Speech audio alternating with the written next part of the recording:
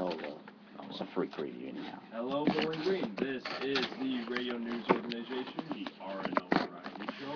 I'm Brian, here with Andrew McCaffrey, Anthony, Paul Doherty, Kyle Zackel. And today our show is, we're still going to do news, we still might do some trivia, but today we're actually going to start our show with a special guest. We have Kim here from One Bowling Green. Hi guys. Woo. First guest. Yeah, our first official guest of the year. And she's actually going to be here helping with, to help her organization out with the whole ordinances. For those of you listeners that don't know the whole situation, there was 2 ordinances that were passed, was it last year, or I actually don't know. August 17th, 2009, the 2 ordinances, one covering fair housing and the other covering discrimination in employment and public accommodation, were passed almost unanimously by City Council. The bad news being that opponents of those ordinances got enough signatures on a petition to put the issue to the voters here on November 2nd, and those ordinances have never gone into effect and won't unless the voters of Bowling Green vote yes on both of them on November 2nd. Oh, really? Okay. So do both of them have to pass to take effect, or? Well, you certainly could have one go into effect and not the other, but right, we're but certainly hoping that they both pass. Currently in Bowling Green, it's perfectly legal to fire someone, refuse to rent to them, refuse them service in a restaurant or hotel, etc., based on the 12 characteristics covered by the ordinances, which include your gender expression, gender identity, sexual orientation, pregnancy status, veteran status, HIV status, genetic information. All of those things are still not covered by state or federal law. All right. Well, it's good that we know what those are all about. Those aren't things that you typically think of when it comes to discrimination and civil rights and everything like that. Now, if people in the community would want to get involved to help this program, how would they go about doing that? Well, there's several ways. One, you can check out the website at www.onebowlinggreen, and it's all spelled out, onebowlinggreen.org. Nice and simple. That's easy. You can come on down to the office, which is at 101 North Main Street. That's at the Four Corners in Bowling Green. You can't miss us. We're where the Diversity Boutique used to be. We kind of think that's apropos. Okay. Yeah. That's a good spot. Yeah. Or you can give me a call, 419-410-0156, and I can set you up with some volunteer opportunities. And we've got a really exciting week coming up that I'm dying to tell you guys about. Well, please do. This week, starting tomorrow at 8:30 in the morning and running through Monday night at 9, so that's October 4th, is what we call the Magic Voting Week. It's the week that you can register to vote and vote at the same time. For all you students out there who don't want to wait around till election day. This is for you. There you go. Sometimes it's a little bit difficult for students to vote. One, because they have to worry about getting registered here in Bowling Green, and then they have to worry about being able to prove that they live here. They might have to have their bursar bill or a phone bill or an electric bill or something like that. The nice thing about early voting is you don't have to bring any of that kind of proof with you. All you have to do is know your driver's license number and or the last 4 digits of your social security number. And you go down to the Board of Elections, which is about 2.5 blocks off campus. It's between here and Main Street, so, on your way to Howard's or downtown or wherever. Taco Bell. Taco Bell, there you go. Is that actually in the county? The Woods County Courthouse, yes. Okay. So it's Court and Summit, I believe, is the corner. That big castle. Yeah, I was about to say the castle, but you can't miss that. Right. Walk a little past Polly Eyes and you'll be there. Yeah. Right. Anyway, on the first floor there, you just walk in. You'll have to, if you haven't registered yet, you fill out a registration form. You fill out an application for an absentee ballot.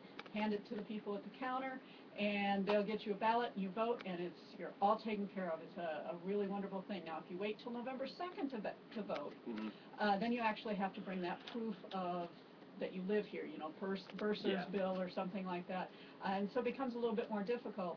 And if you haven't registered by 9 o'clock on October 4th, then you can't vote at all. Right, until next time around. The other thing to do is look for the One Bowling Green people. Will be all over campus this week. They have their little green shirts that have the One Bowling Green logo on them. They'll be out there helping you. You know, if you just have a few extra minutes, they'll you know, be taking groups of people over to the courthouse, helping you get there, helping you vote, helping you fill out the paperwork just to make sure that you've gotten there. And then, of course, we hope that folks would be voting yes on those two ordinances. Yeah, that would always be nice. Yeah. That won't be a requirement for Right, us to help, yes. help you get there to vote, because what we really want you to do is vote. But we would also hope that you're voting yes on ordinance 7905 and 7906.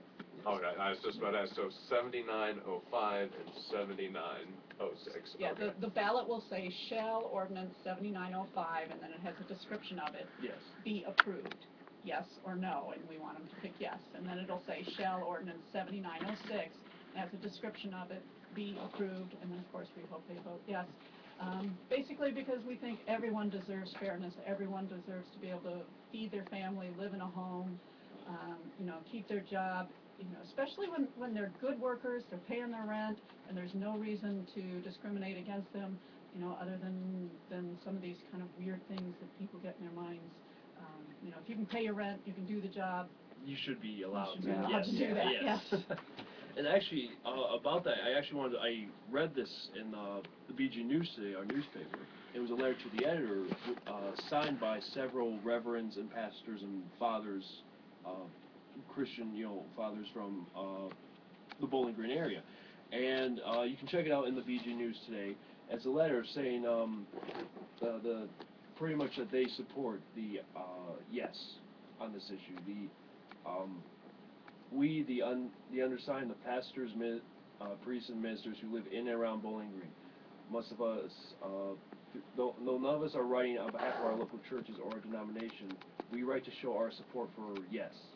This is an issue of discrimination, and our Christian faith will not let us be silent. Should everyone have a fair chance here at housing and at a job, or will it be legal here to exclude some groups of people? Discrimination against any of the classes of people mentioned above is unjust, unfair, and dehumanizing. So, I mean, there you go. There, you know, this isn't even, you know, it's not just about, you know, gays or, you know, that this is a huge discrimination that's going to protect a lot of people. A lot of people here in BG. Yeah. You know, everyone's getting behind it, and you really should show your support. You know, even if you disagree with it, go out, register to vote. You know, have your voice heard. That's the most important thing here. So. All right. I got a little question Oh, yeah. here. Go ahead, man. Why do you think that young students, and especially in college, delay themselves to register to vote? I think a lot of people are kind of given some misinformation, and it's really kind of unfortunate because it keeps students from voting. Some of the misinformation that's out there is that by registering here in Bowling Green rather than being registered back home, wherever back home may be, that you lose like your dependency status, or you might have a change in your tax status, or you might lose your student loans or something crazy like this, and none of that happens. Now, we certainly do understand that there are students who feel very strongly about their home communities and want to vote in their home communities, and that's great. I encourage you to vote one way or the other, whether it's here or there.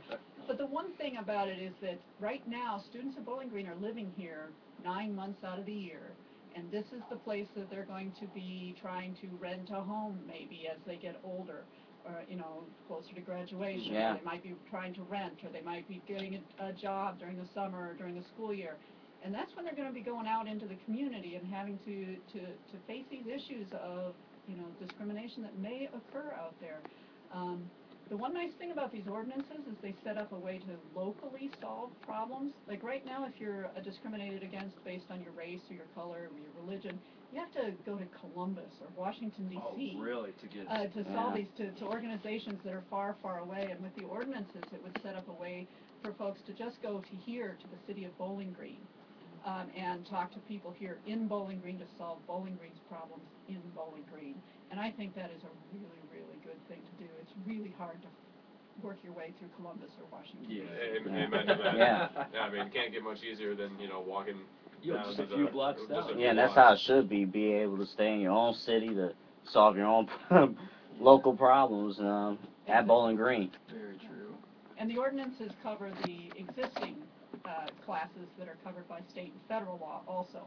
So if they pass, then those issues of race, religion, national origin, sex discrimination could also be solved here locally.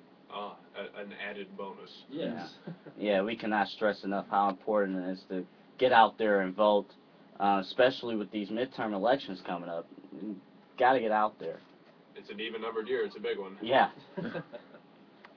All right. Well, anything else, Kim, that people should know?